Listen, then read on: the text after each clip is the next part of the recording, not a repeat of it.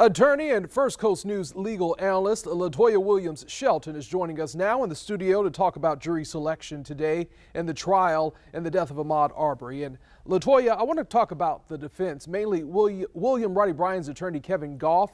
Our Kaylee Tracy told us today that he told the judge he's concerned with attempts by outside influences with jurors. He specifically talked about a banner that's outside the courthouse that has a picture of the late Representative John Lewis, a civil rights icon. And the judge told the defense the space is a public square where they can exercise their First Amendment. But Gough says it's not a public forum and says he'll file a motion to eliminate signs like the coalition's.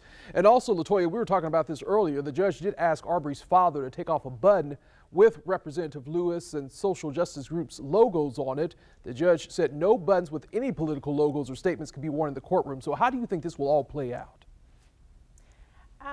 But first off, I would say I think that at the end of the day, as we've heard day in and day out, this judge is more so concerned about continuing to make sure that we move this process along, right? But in that, he also has to maintain the integrity of the process. We don't want any type of insignias or anything like that that the people are wearing to influence jurors or anything like that in any type of way. So I think the judge made the best decision as far as making sure. I think he is going to only concern himself with what it is that goes on in the courtroom, because once we get to things that are outside of the courtroom, just like he said, we could get into those First Amendment freedom of speech issues.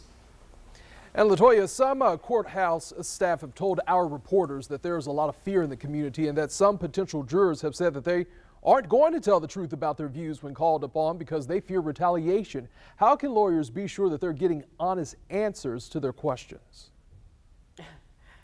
Well, that's a hard thing to do. I don't think that there is any way for us to ensure that we're getting honest answers to those questions during that jury selection process. I mean, honestly, as an attorney, sometimes we don't even know whether our clients are telling us the full truth, right? And I tell people all the time, in my opinion, there's always your side, my side, and the truth is somewhere in between. So these attorneys, they can't be sure. The only thing that they can do is make sure that they understand these jurors are going to have an oath. They're going to be read an oath. They're going to be sworn in once they do move forward. And so you just hope and pray that they ensure that they maintain that oath and that they try this case the way that it's supposed to be done. And on the first 3 days of jury selection, when asked if they wanted to serve on the jury in this case, nobody raised their hands, LaToya. Today, 3 people did. What does it mean when someone wants to serve on a particular case? Is that a good thing or is that a red flag?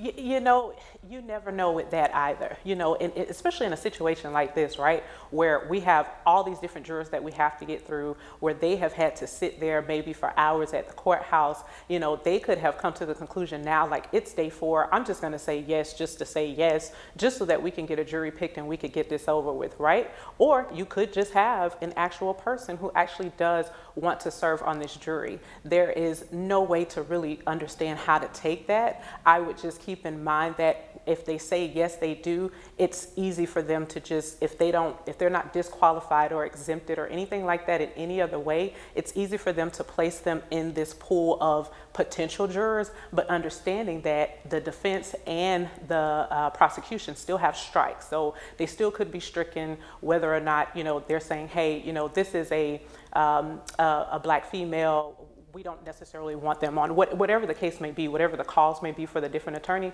they still have that opportunity to do those strikes. LaToya Williams-Shelton, our legal analyst, thank you for giving us that perspective tonight. And we're continuing our coverage of the entire trial online. You can read a daily breakdown of what happens inside the courtroom right now on our website and in the First Coast News app.